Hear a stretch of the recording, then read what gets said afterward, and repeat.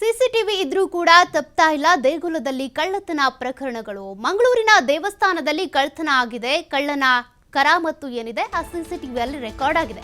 CCTV ಹಾಕೋದೆ ಕಳ್ಳರು ಬರಬಾರ್ದು ಅಂತ. ಹಾಗಿದ್ರೂ ಕೂಡ ಸಿಸಿಟಿವಿ ಅಳವಡಿಕೆ ಆದ್ರೂ ಕಳ್ಳತನಗಳು ಮಾತ್ರ ತಪ್ತಾ ಇಲ್ಲ. ಕಡಬ ಕೋಡಿಂಬಾಳದಲ್ಲಿ ಆಗಿರುವಂತ ಪ್ರಕರಣ ಇದು. ಕಳ್ಳತನ ಆ ದೇವಸ್ಥಾನದಲ್ಲಿ ಈ ರೀತಿಯಾಗಿ ದರೋಡೆಕೋರು ಕಳ್ಳತನ ಮಾಡ್ಕೊಂಡು ಹೋಗಿರೋದು. ರಾಜಾರೋಷವಾಗಿ ಬಂದಿದ್ದಾರೆ. ದೇವಸ್ಥಾನದಲ್ಲಿ ಕಳ್ಳತನ ಮಾಡ್ಕೊಂಡು ಹೋಗಿದ್ದಾರೆ. ಆ ರೀತಿ ಕಳ್ಳತನ ಮಾಡ್ತಾ ಇರುವಂತ ಅವರು ಓಡಾಡಿರುವಂತ ದೃಶ್ಯಗಳೇನಿದಾವೆ ಸಿಸಿಟಿವಿಯಲ್ಲಿ ಸರಿಯಾಗಿದ್ದಾವೆ. ಸಿಸಿಟಿವಿ ಇದ್ರೂ ಕೂಡ ಕಳ್ಳತನಕ್ಕೆ ಬ್ರೇಕ್ ಹಾಕೋದಕ್ಕಾಗ್ತಾ ಇಲ್ಲ.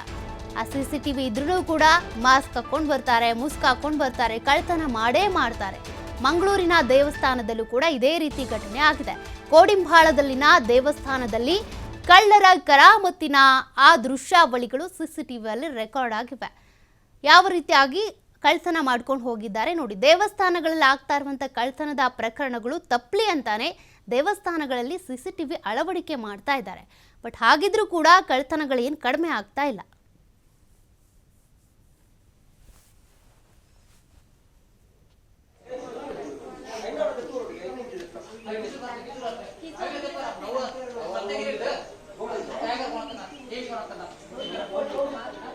ಕಡಬ ಕೋಡಿಂಬಾಳದಲ್ಲಿ ಆಗಿರುವಂಥ ಕಳ್ಳತನ ಇದು. ದೇವಸ್ಥಾನಗಳಲ್ಲಿ ಈ ರೀತಿಯಾಗಿ ಪ್ರಕರಣಗಳೇನು ಕಳ್ಳತನದ ಪ್ರಕರಣಗಳು ಪದೇ ಪದೇ ಬೆಳಕಿಗೆ ಬರ್ತಾ ಇದ್ವಲ್ಲ, ಹಾಗಾಗಿ ಈಗ ದೇವಸ್ಥಾನಗಳಲ್ಲಿ ಸಿಸಿಟಿವಿ ಅಳವಡಿಕೆ ಮಾಡೋದು ಕಡ್ಡಾಯ ಆಗಿದೆ.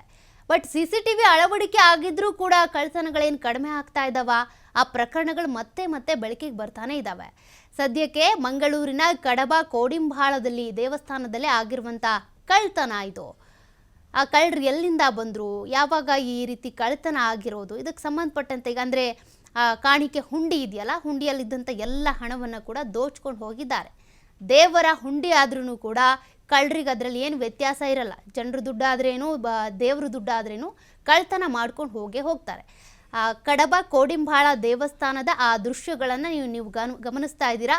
ಆ ಕಾಣಿಕೆ ಹುಂಡಿಯ ಆ ಚಿಕ್ಕದಾದಂಥ ಡೋರ್ ಏನಿದೆ, ಅದ್ರ ಬಾಕ್ಸ್ ಮುಚ್ಚಳ ಏನಿದೆ ಅದು ಓಪನ್ ಆಗಿದೆ. ಅಂದರೆ ಓಪನ್ ಮಾಡಿಕೊಂಡು ಅದರಲ್ಲಿದ್ದಂಥ ದುಡ್ಡೆಲ್ಲ ದೋಚ್ಕೊಂಡು ಹೋಗಿದ್ದಾರೆ. ಈ ದರೋಡೆ ಆಗಿರೋದು ಯಾವಾಗ, ಮತ್ತು ಅಲ್ಲಿ ಆ ಸಂದರ್ಭದಲ್ಲಿ ಯಾರೂ ಇರಲಿಲ್ವಾ, ನಾವು ಯಾರಿಗೂ ಹೆದರಲ್ಲ ಅನ್ನೋ ರೀತಿಯಾಗಿ ಡೋಂಟ್ ಕೇರ್ ವರ್ತನೆಯನ್ನು ತೋರಿಸ್ತಾ ಇರೋದು ಕಳ್ಳರಿಲ್ಲಿ. ಇಂತಹ ಕಳ್ಳತನ ಪ್ರಕರಣಗಳು ಹೆಚ್ಚಾಗ್ತಾನೆ ಇದ್ದಾವೆ. ದೇವಸ್ಥಾನ ಅಂತಲೂ ನೋಡಲ್ಲ, ದೇವಸ್ಥಾನದಲ್ಲೂ ಕೂಡ ಕಳ್ಳತನಗಳು ನಡೀತವೆ ನೋಡಿ. ಆ ಸಿಸಿಟಿವಿಯನ್ನು ನೀವು ಗಮನಿಸ್ತಾ ಇದ್ದೀರಾ.